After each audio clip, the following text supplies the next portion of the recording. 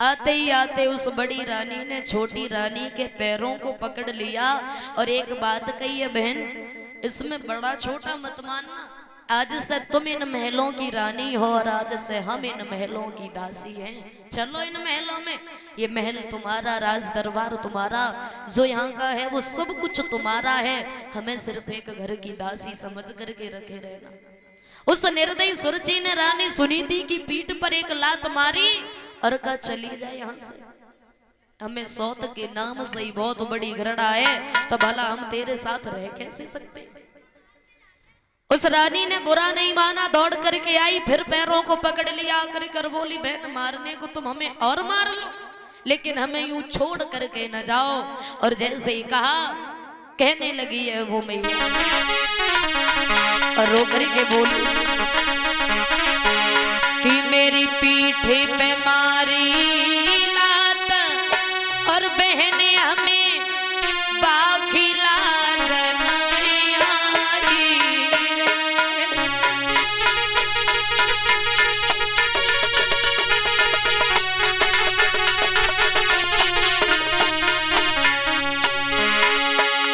मेरी पीठ पे मार की लात सखी कोई बाकी लाज नहीं आई। तेरी दासी बन के रहूं बहन, तेरी हरदम टेला बजाऊं।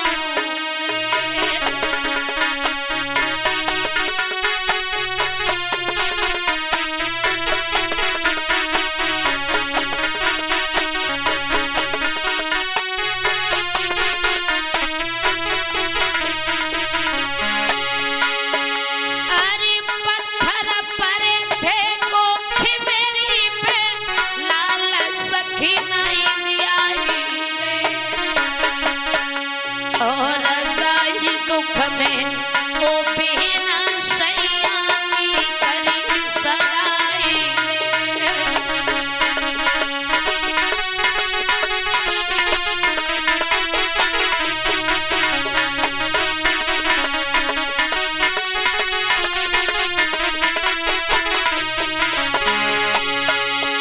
और द्वारे से जो जाए पीने में तो बिलख मर जाऊंगी और बिना तुम्हारे वो बिना घर को नहीं लौट के जाऊंगी।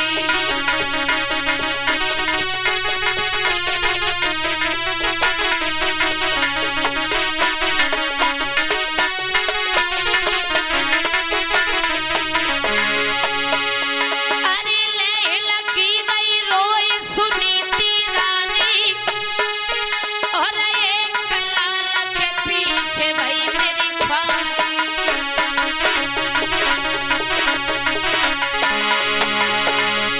महाराज के मन में व्याकुल होने लगी और शीश पकड़ गई बैठी वो दुखिया देवी पे रोने लगी।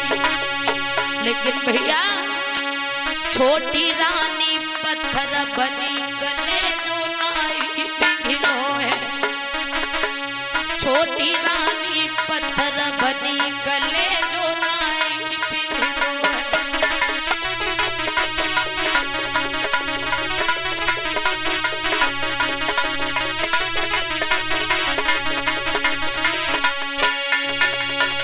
रोने लगी है वो दुखिया, लेकिन उस निर्दयी सुरची को थोड़ी सी भी दया नहीं आई।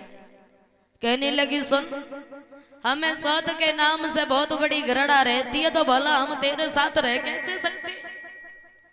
और हाँ, अगर तू चाहती है कि हम तेरे साथ इन महलों में रहें तो ऐसा बिल्कुल नहीं है। अगर तुम हमें इन महलों में रखना चाहती हो तो आज से इन महलों में तुम नहीं रहोगी, सिर्फ हम रहेंगे। कहने लगी, मैया सुनीति बहन फिर हम कहाँ रहेंगे। सुरची बोली, मर जाओ जाकर के, घर की नहीं, परिवार की नहीं, हमें क्या लेना दे। रोने लगी, कहने लगी, इतनी तो जगह होगी हमारे लिए तुम्हारे घर में। और जैसे ही कहा, महाराज उत्तानपाद मुंह घुमाए खड़े खड़े रो रहे थे। सुनीति दौड़ के गई और एक बात कही, महाराज तुम क्यों रो रहे? अरे किस्मत में रोना तो हमारे लिखा है, हम ही काफी है रोने के लिए, तुम ना रो। और जैसे ही कहा आग रानी ने जाकर के सुरुचि के पैरों को पकड़ा और एक बात कही बहना कि चलो संभालो जागर को और मैं दासी बनी देना बिताऊं।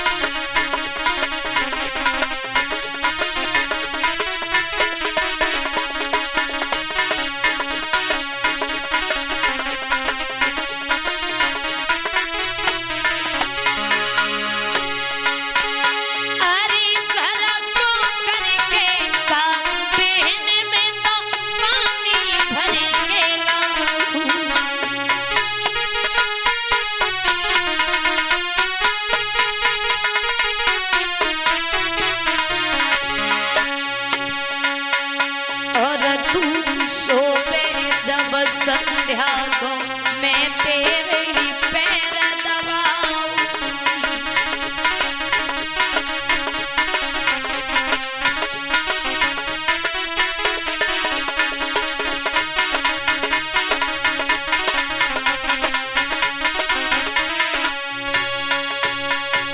रोने लगी है वो मैया, कहने लगी सुरुचि सुन, अगर तू चाहती है कि हम इन महलों में रहें तो आज से इस घर में हम रहेंगे, तुम नहीं रहोगी। तुम कहाँ रहोगी? छत पर रहोगी, कौआ और चिड़ियों को उड़ाओगी। और सुनो, आज से तुम्हें एक सेर जौ दिए जाएंगे, उन्हें पीसना, उनकी रोटी बनाना और खाना, वो भी नमक के साथ में। और सुनो, कभी भूल करके भी हमारी तरफ और हमारे महाराज की तरफ आंख उठा करके मत देखना। अगर तुम्हें मंजूर है तो हम रह सकते, अन्यथा हम तो चले। आज उस रानी ने कह दिया, बहन तुम जो कुछ कहो हमें सब मंजूर है, लेकिन तुम हमें यूं छोड़ करके न जाओ।